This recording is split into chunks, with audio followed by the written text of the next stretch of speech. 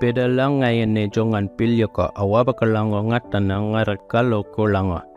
Ngata na barengan ni kakilya ni parakuba. Tuman na ngayon ni ngarakalo kirana na baryede ni. Ngarakalo mbayolodaka pipalyen ni baryeda paroka. Awaba kalango ko ba marayo po ngandi karani. Ngayon ni tuman na awaba kalang ngarakalo kuro wabarongo pangay ko ba ngata na kumba. Kaman belanyeron kaila nura pedala kakilya ko. The Diocese of Maitland-Newcastle would like to acknowledge that we walk, work and learn on the lands of the Awabakal, Biripi, Darkinyoung, Kamilaroi, Wiradjuri, Wanarua and Worimi people. We acknowledge the spiritual connection to their land, the mountains, valleys, oceans and rivers that surround our schools.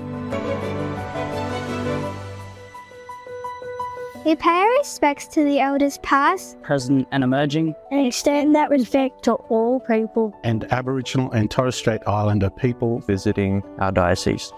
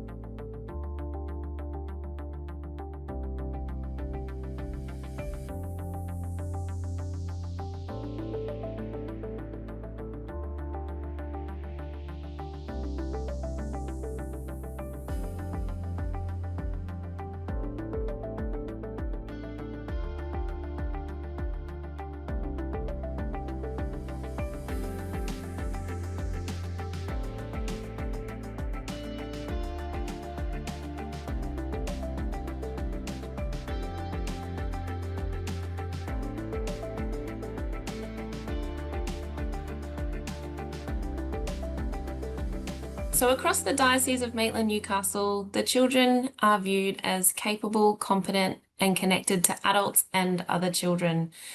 We recognise and value children's strengths and the wealth of knowledge that they are already coming to school with. Our philosophy and image of the child is guided by our early learning policy and procedure documents within our diocese. The guiding principles that contain 6 declarations, which are closely linked to the early years learning framework that you would be familiar with through your early childhood services, as well as 4 key elements that lead our teaching in the early years of school, which are data, play, environments, and transitions. You can see those up on the screen now. But who is the early learner? Well, early childhood, or in this context, our early learners, are children from birth up until 8 years of age. So in our context in the school setting, this includes the child from their time in the prior to school service, starting school in kindergarten, and through up until year 2. So transition to school occurs in the midst of this stage of childhood. So why do we put a large focus on transition to school for our students?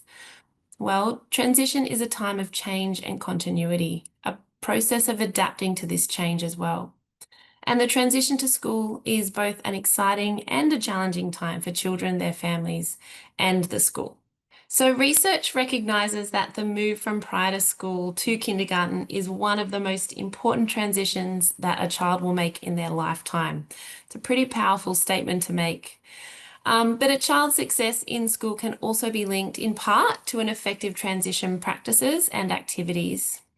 So now we know from the research that when there are strong connections between home, our prior to school early childhood education centres and school, we can help to ease that transition into school as much as we can. But we must also acknowledge that children will move through this stage of transition at different rates. They will not all be the same at the same point or at the same time. And research recognises that it is not until a child feels that sense of belonging in their new classroom and school environment that they have successfully transitioned to school. And for some children, the process of developing their own sense of belonging in a new environment may take days. For others, it could take weeks. And for a few children, it may even take months. And just want to assure you that this is okay.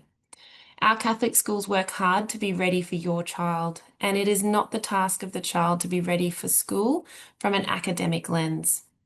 We really want to support the social and emotional well-being of the child during this time of transition. So this evening's webinar with Kate will be an extremely practical session for you as a parent, a carer, or a family member on how your presence and guidance at home can be a supportive and powerful source of comfort and confidence for your child and their social and emotional well-being during this time of transition. So from a school standpoint, some of the ways our Catholic schools in the Diocese of Maitland-Newcastle are getting ready for children transitioning to school is by collaborating with our early childhood services, their families and schools to support transition practices. We acknowledge that parents and other family members are a child's first and most important teachers. So our relationships with you are at the centre of our transition to school practices.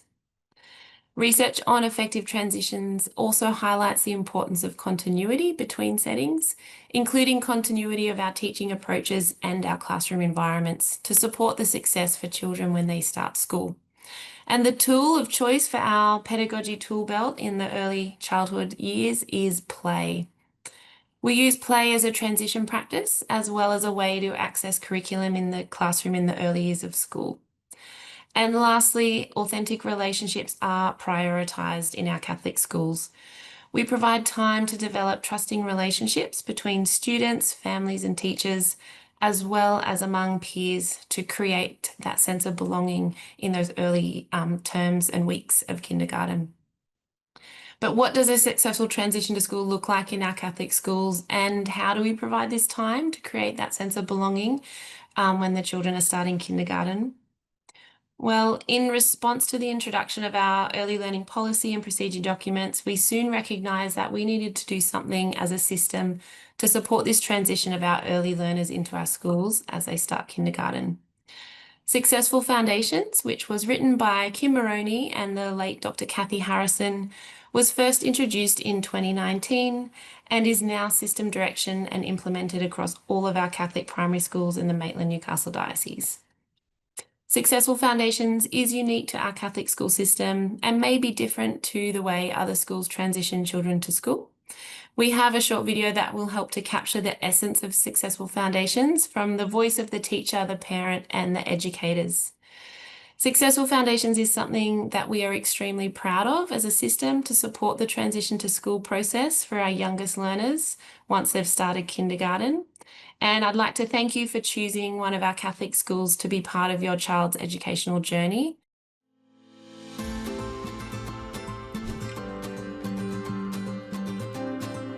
In kindergarten classrooms across the Diocese of Maitland-Newcastle, children are supported as they transition to school through the Successful Foundations Action Research Project.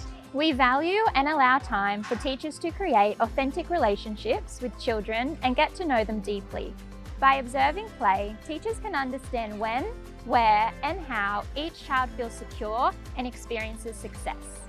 Unique to our diocese, Successful Foundations strengthens the process of transition to school through the implementation of self-determined play. The project utilises a strength-based approach while supporting children's active engagement in play through innovative approaches during this time. The Successful Foundations project helps children transition to school in a gentle, positive way.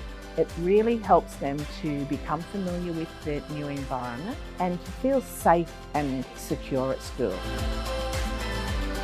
With the Successful Foundations and the children engaging in self-determined play, we're able to see them as capable individuals that bring a lifelong experience with them to the classroom. And when they're experiencing those successes early on in their day, it sets them up to take risks with their learning during the day. They feel comfortable and confident. I think it's a really nice way for them to transition into school. It's that nice balance between playing and learning at the same time. They're having fun, they're interacting with their friends, they're doing what they're used to and what they know, so they're comfortable in the environment. As a teacher, I found I got to know what the child's strengths were, their likes, their capabilities, their interests, that I could then use that to inform my teaching for the rest of the term. They love play.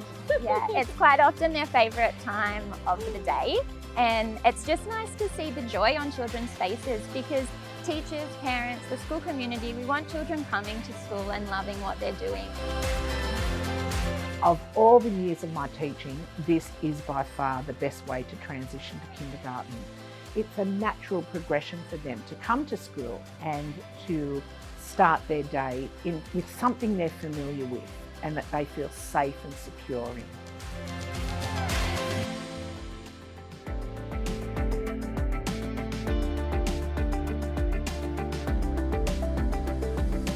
It's so wonderful to hear that there is that phrase, the school is ready for the child rather than the child having to be ready for the school. That's just so beautiful.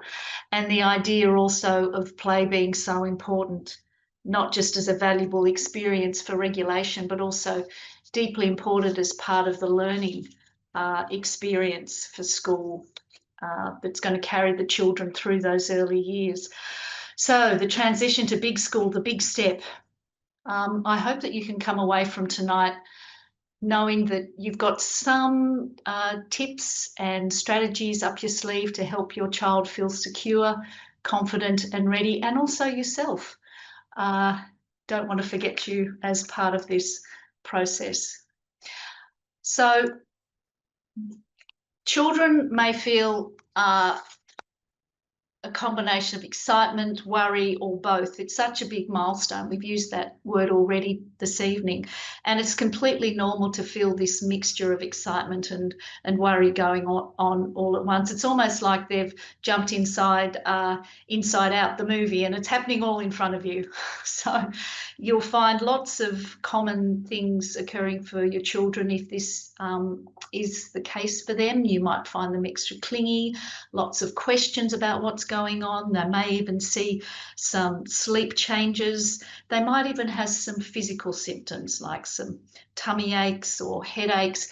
And it's important to remember that these feelings are signs, not that something's wrong, but they're going through a change. They're going through a real transition here.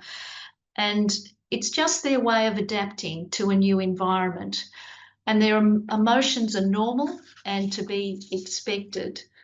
Let's not forget the power of you, the power of your presence. I wanted to take a moment to confirm that you are your child's best strategy just by being you. You've raised them, you've kept them safe and secure, so trust yourself. You're very much a part of this transition for them. You are like an anchor for your child. So your calm and reassuring presence is the single most powerful tool for helping them manage any kind of worry or anxiousness that they might be having. When your child feels upset, your calm and steady voice, eye contact, gentle touch is really going to help them with that co-regulation that they need in this new space and place. Things like kneeling, being close to them, reflecting what's happening for them. I can see you're nervous and that's okay. Hugs, your very touch is something that they really rely on. Because children so much can be a mirror of our own emotional state. So if we can try to cultivate that calm for ourselves, they're far more likely to feel secure. So here's just an image that helps us to look at that a bit more, because ever since your children have been very young, you have been practicing co-regulation with them. You've been literally using a thing inside your brain and their brain called a mirror neuron for them to learn what it's like to have an approach to someone and have a response. So your calm, attentive presence can actually directly co-regulate children. We estimate that when people are experiencing anxiousness, about a third of that is down to genes or temperament, and 2/3 is learned. So there are many opportunities for your children and also for us as adults to shift our responses in small and consistent ways to build that ability to regulate. I just wanted to spend a moment talking a bit about anxiety in young children and how it can present. So physically, I mentioned tummy aches and headaches. That's a direct response to some of the hormonal and chemical changes that our brain put into place when it thinks that there's a threat happening or there's something to be feared or the unknown. And I'll talk about that a little bit later on. They can also show clinginess, irritability. There can be a real fear of separation from you. They can be resistant to leaving home. They can want constant reassurance. So recognising these signs early can allow you to provide some support and reassurance. I've listed separation anxiety there. I'm going to talk about that a little bit later on when we've been through a bit more of the basic information.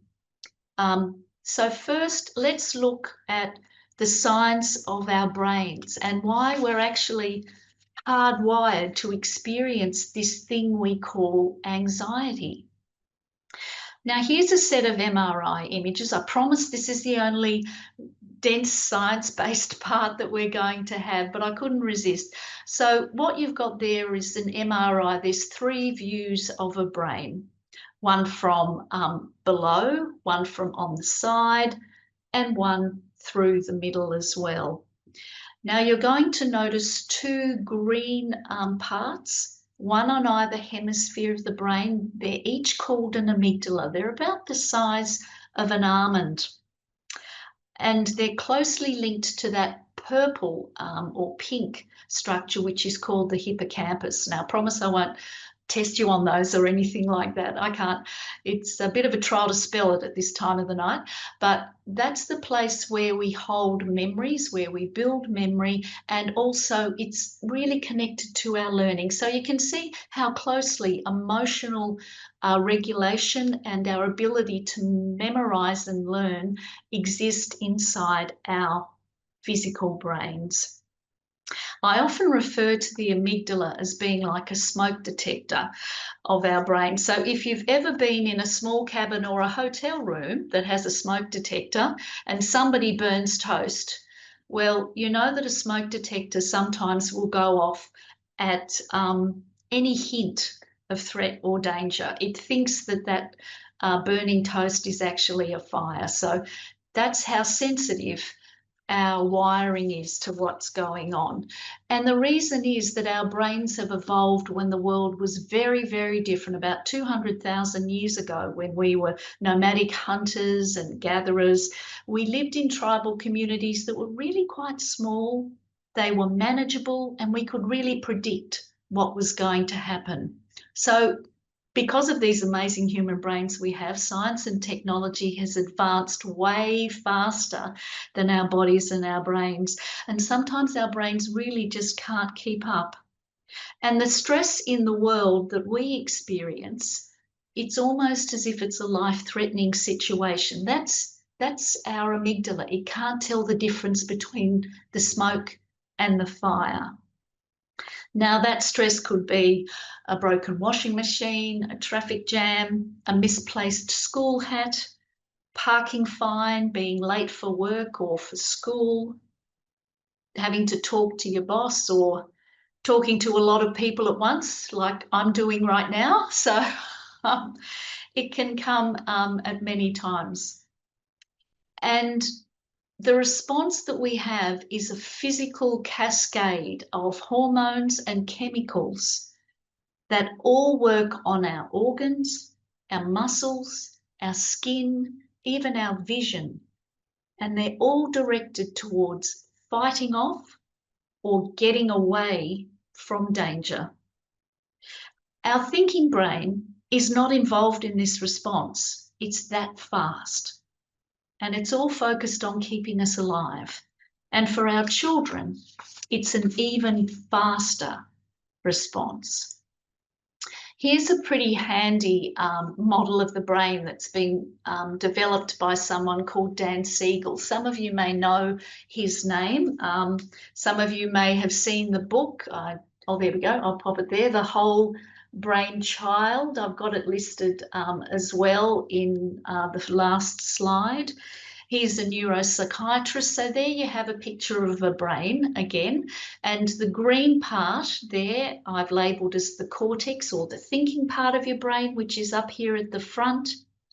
The limbic, or the emotional part of the brain, that's the part that holds that amygdala and the hippocampus we saw a little while earlier. And the brain stem, well, that's more the survival part of our brain. That's the reflex and the automatic part that wants to come on board. Now, I'm going to hold my hand up here, and I'd invite you all to do that as well.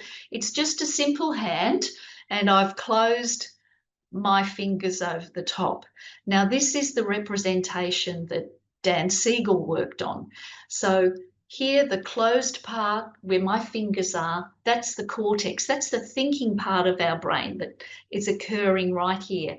And the digits right down here, my nails, which kind of correspond to right behind my eyes, this is my prefrontal cortex, or some people might know this area. You might have heard the term executive function before. This is the place where that's held in our brain. Planning, thinking, understanding cause and effect, knowing that if I do this, then that will happen, organising myself, that all lives here. And I'm going to lift up my hand, and I've got my thumb enclosed across like this. And that's really to represent this emotional or limbic part of the brain. Now, this part of the brain is the part where we learn about love and we learn how to be loved. This is where we have memory. This is where we have those smoke detectors, our amygdala, all mixed up in there. So it's quite a vulnerable but also really active part of our brain, very important and tucked away and protected. And down here at my wrist and moving down to my spinal cord, these are all the reflex and survival parts of our brain. Some people might have heard of the term the cerebellum, okay? That really sits down the bottom, and that has to do with making me work out where I am in space and movement and a whole range of other things that are going on there. So what's happening down here? This controls all those reflexes, such as blinking our eyes, swallowing, our heart rate, mine's up a little bit, which is it's not unexpected, breathing, our digestive tract. Okay, so this is all of those things that we really don't think about, that we're happy to let go on automatically. So what this hand model gives us is an idea of when we're at calm and we're settled, our cortex, or our thinking part of our brain, is wonderfully connected in here, and it's helping to drive the ship, if you like, drive the bus that is my brain and my body. If our smoke detectors, our amygdala in here, detects something that it presumes is a threat. Now remember, this is super fast. It's not going to go to my thinking brain at all. It's going to send that message down to my reflex and survival part of my brain, and that's going to send a whole lot of energy into that internal system. And in effect, boom, my thinking brain, through all that energy, is going to go offline. Now, it's really clever that that happens. And the reason being is that this amygdala and all of my concentrated emotional part of my brain, that's all geared up to keeping me alive, it doesn't want to have to think about the next step if there is a real threat or danger. It wants to just do it. It wants my body or my brain to be able to move and to get away. So that's why that happens so quickly, and I don't have time to think about it.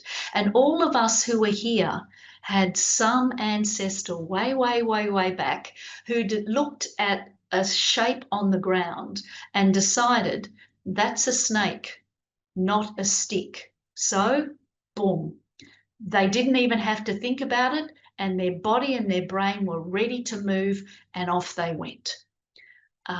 For those of us who thought it was a stick and not a snake and wanted to go up and pick it up, well, yeah, maybe they're not here or with us anymore. So that's why our brain is so fast at doing this. So the way that we get our thinking brain back down is that we have to relax all of this survival part of our brain. And that's why people like me tend to go on about breathing and other activities that can help relax the whole system. And I'm going to talk a little bit more about that as we move through the presentation.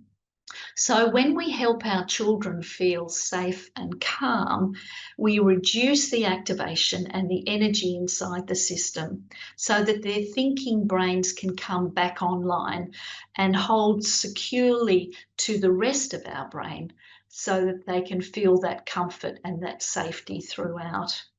Ever felt a big reaction to something and not known why? Here's a way to help you understand your brain and manage your behaviour. The hand model of the brain. The bottom of your hand represents the brainstem and is involved with the automatic physical processes that keep us alive, like breathing and our heart rate. Your thumb is your limbic system, and with your brainstem forms part of your emotional brain. This helps you to manage and understand your feelings and stress responses. The outside of your hand and fingers are your cortex, or your thinking brain. When the thinking and emotional brain work together, it's easier to manage your emotions, talk with others, and problem solve. But if you feel surprised, unsafe or scared, your emotional brain takes immediate action. It can act much faster without working with your thinking brain, so you flip your lid. If you're in real danger, acting fast can help keep you safe, and that's really important. And then when the danger has passed, your lid comes back on. Your thinking brain is back in control. But sometimes we flip our lids when we don't need to. How we think and behave isn't helpful. You can practice putting your lid back on by breathing slowly or by spending time with someone you trust. This tells your emotional brain you are safe, and it can work with your thinking brain again. Now your whole brain can help you manage your behaviour and your feelings. One of the other things that this hand model of the brain gives us is a shared communication tool. So I can share with my little person in my life, wow, I think your lid is flipped like this. Am I right? And I can also model for them. I can show them how I am feeling in a situation. I can say, my lid is flipped this much at the moment. I'm going to go and do some breathing and I'm going to come back. Sometimes words are not helpful, particularly if we've got a lid that's flipped up here. So even just by showing where we're sitting in terms of how flipped we are, that can be a really helpful communication tool between yourself and your child. So if we want to explore further using science for calm, again, co-regulation, your calm presence is really important. I'm going to touch on emotion coaching. Sometimes people know that as naming the feelings. We're going to look a bit at arousal reduction and some predictable routines that can help reduce stress with consistency. I've already mentioned co-regulation as being your superpower to help support your child, because your calm presence literally enables their nervous system to calm right down. And it's those mirror neurons that click back into service for both of you when that happens. Because children are unable to physically self-soothe. Remember, well, I haven't told you yet, I apologise, but they don't have a full prefrontal cortex here for quite a number of decades. So they really need us to be there, to be their external calming brain. You might have heard of emotion coaching before, and the first thing to do is to check in with yourself. Are you in a place to do this with your child? I don't know if many of you have been on a plane or you've seen it on TV when they go through the safety process. It's always put your own oxygen mask on first. Take a moment to collect yourself. Count to 10 if you need to. Count to 20 if you need to. Do some deep breathing for yourself so that you can be there and present for your child. Are they ready to hear words at all? Or is your presence just needed for them at the moment? I didn't mention this before, but the hand model is also helpful to remember because about here in the temporal lobe is also your verbal center. It's the place where we understand language, we can produce language. And I don't know if any of you have either been in a situation where you've been, let's say, a bit upregulated when you've been talking to somebody and they want to go into detail or they keep asking you the same thing and maybe your lid is quite flipped. So quite literally, you've lost contact with part of that verbal center in your brain and you literally can't remember, or the same phrase keeps coming out. So the reason why I mention that is when we're flipped, sometimes words aren't heard, not because somebody is necessarily avoiding the words or neglecting your words or choosing not to hear your words. They literally can't understand them. So if we can take a moment and be a presence with our children and just check in whether they're in a space to hear words yet. Reflecting and naming emotions, being able to see them in our children and reflect them back to them. Because children need that feedback about their feelings in order to gain the ability to self-monitor and then eventually calm themselves. They learn over time to use those feelings words to describe their experiences for others. And naming the feelings helps them also to be seen.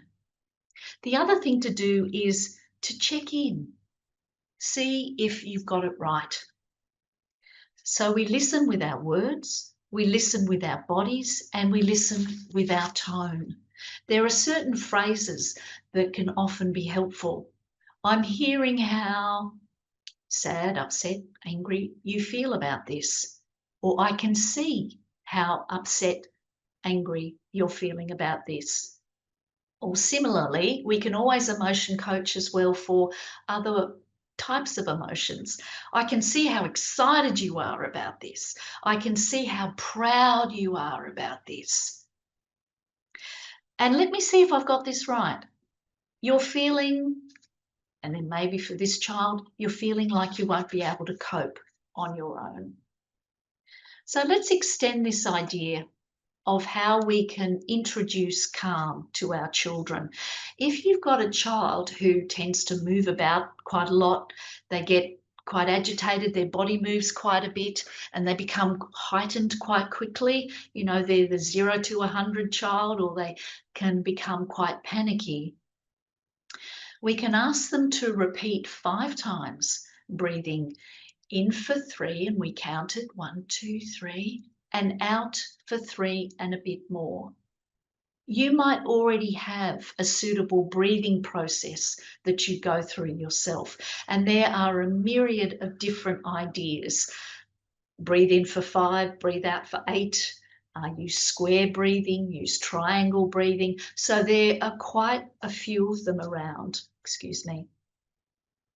The important thing is to make sure the out breath is longer than the in breath. This literally reverse engineers that heart beating too fast because of your survival brain. It really calms it by doing that conscious, longer breathing out.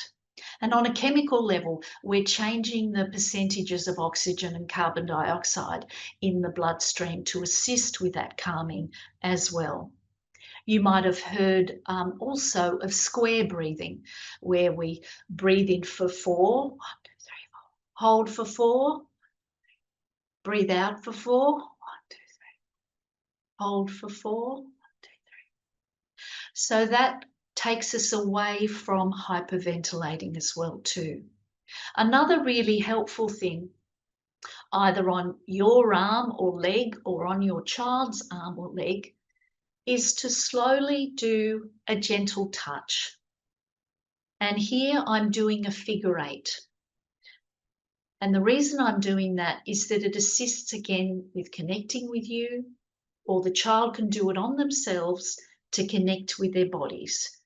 And so for the up, we might do breathing in 1, 2, 3 and breathing out 1, 2, 3 and a bit more, and continue with that cycle. Another way we can do this arousal reduction is with alphabet or number legs.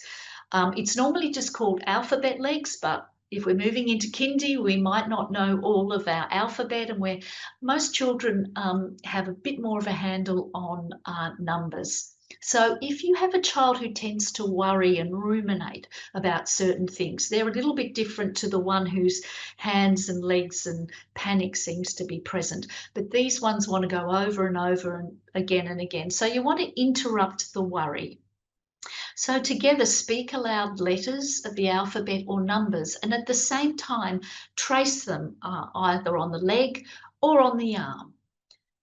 Go up as high as you can with letters or numbers, and then come back down if you can as well too.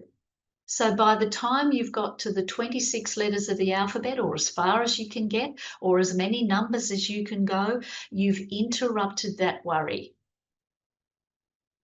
And soothe them as well with some touch. Another way we could do this is with grounding. Many people have heard about this. We want to tap into our senses. And this is really important to bring us into mindfulness of being present in the moment, in our environment, and with the people and things who are around us. Noticing small things, noticing repetitive things, and repetitive events like breathing or walking. So often this can get quite complicated with grounding. I like to keep it pretty simple. 5 things you can see, 5 things you can hear, 5 things you can touch or feel on your skin. Then we move to 4 things, and then we move to 3 things.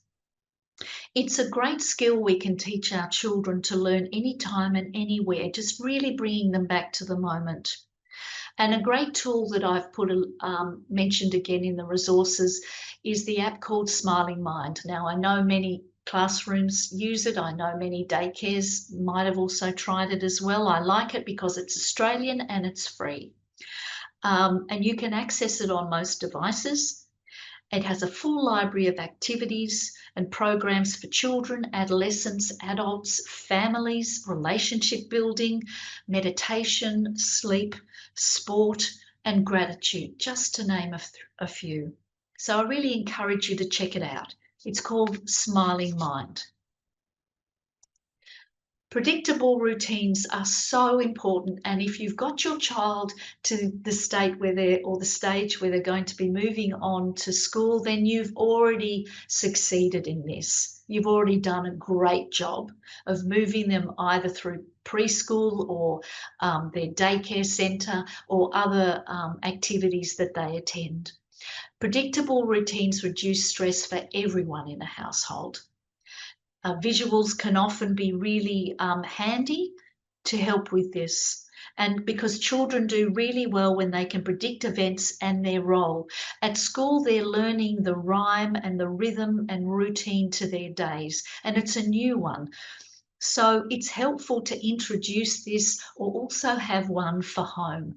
Children can manage 2 different routines at once because they're going to be in different environments. They want to be able to predict what's going to happen in each. the capacity to move between those two routines will not happen straight away. Bit by bit, they're going to be able to easily shift into that eventually with time. I love visuals and using that. As children get older, you can then start to use written word when they've got that capacity. A family calendar is a great way to get started if you don't already have one in place, because then children can really have a sense of belonging and knowing that they matter in the big family plan, and they can predict the who and the where in their world. By having a routine, they can learn the what, when, and how they can see their own progress.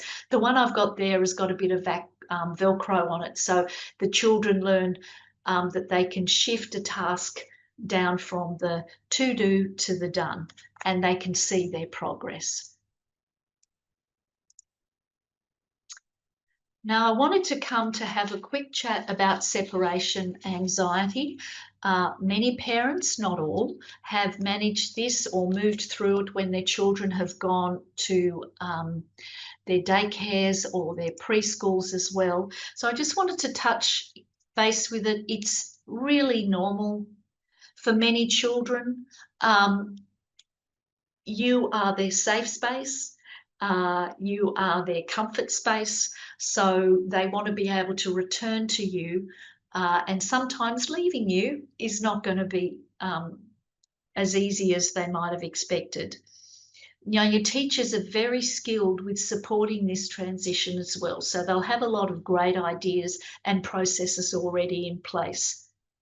Things that you can do include establishing a consistent goodbye routine that's short and positive. You might use a transitional object, preferably something quite small, like a small comfort item, and validating the child's emotions again, using those emotional coaching skills that you've developed, so that you can acknowledge their emotions. And again, as a parent, trying to remain calm and confident. I know what it's like saying goodbye to a little one going off to big school in kindergarten. It's often really hard to hold yourself through that, because things are changing for you as well in that process. But remembering that children will mirror what we're doing and what we're experiencing. Yeah, let's acknowledge that it's a challenging moment, but also for all bodies, big bodies and little bodies, we can often get confused with nervousness and excitement. So maybe bringing that into your language as well too. I know it feels really nervous. I'm feeling butterflies as well as you are, but I'm really excited to see what you're going to learn today, or what you're going to experience today, or who's going to be there today. So those kinds of things can be really helpful. Generally, it's with separation anxiety, we try to avoid sneaking away from our child, instead saying a goodbye that's really clear and reassure them that you're going to return. So maybe practicing some short separations before school starts can also help build that confidence. And again, it fosters trust and helps your child to gradually adjust to the school setting. A helpful book that I often use with people, you may or may not have heard of it, it's called The Invisible String. It's by Patrice Cast. It works on that process of things such as having either a little memento, or even the process of a pretend string that you do on your hand, or your child does on your hand and you do on theirs, and you hold it tight until you're going to see each other again, and you know that that string is connecting you. So some key tips as we move through the evening. Social and emotional skills. Your child is going to develop sharing, listening and coping skills in order to adapt at school. They're going to learn about sharing, task taking and listening, coping with frustration and expressing their needs, and practical skills as well. toileting, opening lunch boxes, managing their belongings. So when we have a validation of emotional expression, it can help build resilience. Use your co-regulation and emotional coaching skills to help develop that internal capacity, and try that hand model as a shared communication tool for checking in with how things are going. Encourage some independence. If your child is already not determined to dress themselves, and I know that we can be really creative at that age, allow them to do some dressing of themselves until they become confident with their uniform. Some steps in packing their bag, making choices. I know that you've probably doing that with lunches and those kinds of things already. It helps to build confidence and autonomy. Nurturing curiosity through play and conversation really helps children to develop their problem solving and language skills. So reading together, if you can pop that into your routines, they really help build vocabulary and comprehension, laying a really strong foundation for literacy. Now, the teachers are the professionals with building those literary skills, and they've got all the processes in place in order to help with that scaffolding for your children. And they could really use our help at home just to help with reinforcing some of those skills, because being confident in how we communicate is vital for all our children. So control what we can as adults. Our routines for sleep time, morning rituals, nighttime rituals. I'm going to touch on technology, outside time, exercise time, and promoting what I like to call radical downtime. So we control what we can: sleep time, meals, morning rituals, after school wind downs, and nighttime rituals. They really create a sense of security. And every morning our child will feel more and more ready for school. Technology limits and boundaries. Now, there are some great tips and plans available on the specific eSafety Commissioner website. It comes from our federal government, and we know that there's going to be some big changes happening later in the year for all our children of a particular age, particularly in regards to social media. So I'd invite you to help arm yourself with some information and go right to the source and find that out. They also have other great tools such as tech agreements, household agreements, how we as a family deal with tech, all those kinds of things, and also some tips on how we can model that behaviour for our children as well.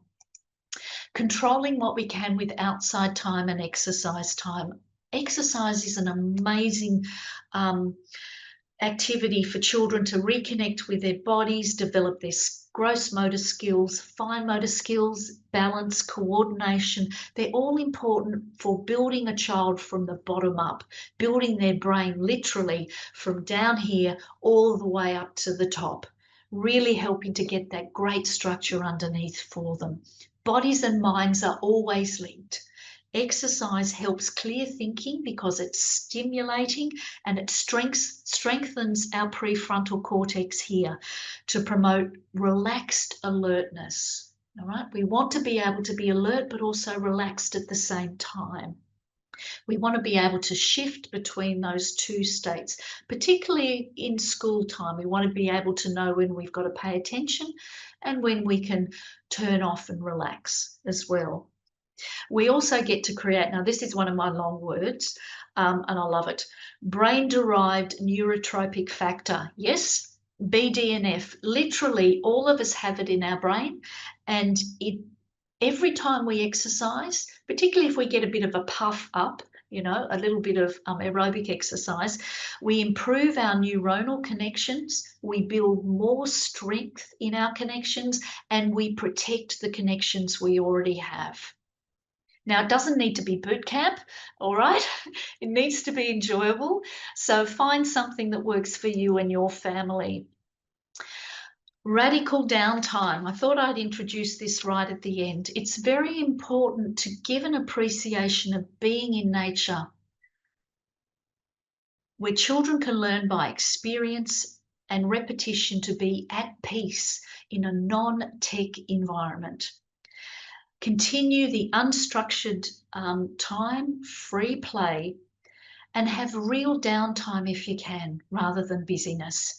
Now, I'm not talking about this having to be every single day. I'm realistic in regards to this, okay?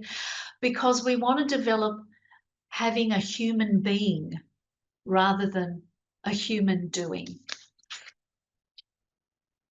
And finally, partner with your school. Talk to your teachers about any concerns and share any routines or strategies that are working for you.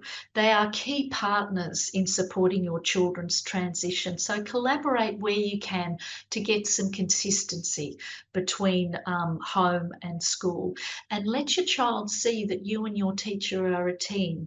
They feel far more secured when the adults around them are aligned.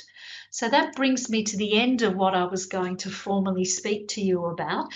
There's some names for some of the books that I didn't quite get a chance to show you, Hey Warrior, but that's this one here.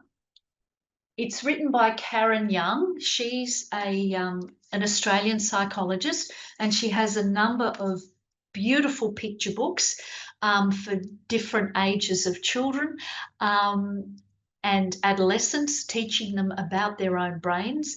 So that's a great resource. One thing I didn't add to that is under the apps and online services, many of you would have heard of Triple P Parenting. It's available online for free from the federal government, and it's self-paced modules for children of most ages, and you as parents can attend to them. They're quite short modules, and they have specific ones particularly for under 5s and then under 12s, and they also have ones with children who experience a lot more worries and anxiousness. So I'd really encourage you to support yourself by getting hold of these tools that are for free and available. And of course, here at the Rosewood Centre, we're always available for any additional supports, assessments, or courses that you'd like to get in touch with us for.